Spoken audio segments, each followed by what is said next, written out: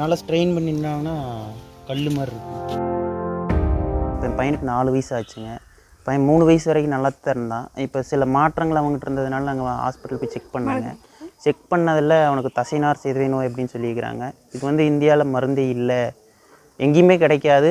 நீங்கள் உங்கள் பையன் 10 வயசு வரைக்கும் நல்லா இருப்பான், அதுக்கப்புறம் வீல் சேரு 20 வயசு வரைக்கும் இருக்கிறதே சிரமம் அப்படிங்கிற மாதிரி சொல்லிட்டாங்க. இருக்கிற வரைக்கும் நல்லபடியாக பார்த்துங்க அப்படிங்கிற மாதிரி ஹாஸ்பிட்டல் சொல்லிட்டாங்க.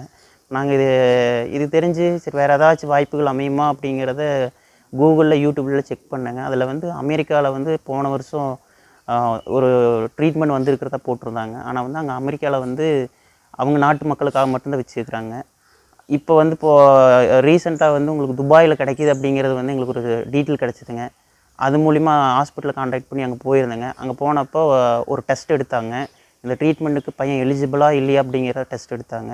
இப்போ ட்ரீட்மெண்ட் ரிசல்ட் வந்துருச்சுங்க, டெஸ்ட் ரிப்போர்ட் வந்துருச்சு. அதில் வந்து எலிஜிபிள் ஆகிட்டான். ஆனால் நீங்கள் வந்து இந்த ட்ரீட்மெண்ட்டுக்கான செலவு வந்து 26 கோடி ஆகும் அப்படின்னு சொல்லியிருக்கிறாங்க. இவ்வளோ பெரிய தொகை வந்து எங்களால் வந்து திரட்ட முடியுமா அப்படின்னா அது முடியாது. நாங்கள் ஒரு இருக்கிற சூழ்நிலை வந்து ரொம்ப மோசமான சூழ்நிலை தான். எங்கள் சொந்த பந்தமாக எல்லாம் சேர்ந்து பண்ணாலும் கூட அவ்வளோ பெரிய தொகை ஆகும்னா ஆகாதுங்க. பார்க்குற மக்கள், தொண்டு நிறுவனங்கள், இந்த தன்னார்வலர்கள் இவங்கெல்லாம் வந்து துணை நின்னீங்கன்னா நல்லா சீக்கிரம் இந்த பணம் சேகரித்து என் பையனை நான் காப்பாற்ற முடியும். இந்த பையனுக்கு ஒரு வாழ்க்கையை கொடுங்க. அரசாங்கம் அவங்களால முடிஞ்ச உதவிகள் செஞ்சால் சீக்கிரம் 4லேருந்து 5 வயசுக்குள்ளே என் பையனுக்கு அந்த இன்ஜெக்ஷன் போட்டு என்னால் காப்பாற்ற முடியும். செய்திகளை உடனுக்குடனும் துல்லியமாகவும் தெரிந்து கொள்ள சப்ஸ்கிரைப் பண்ணுங்க.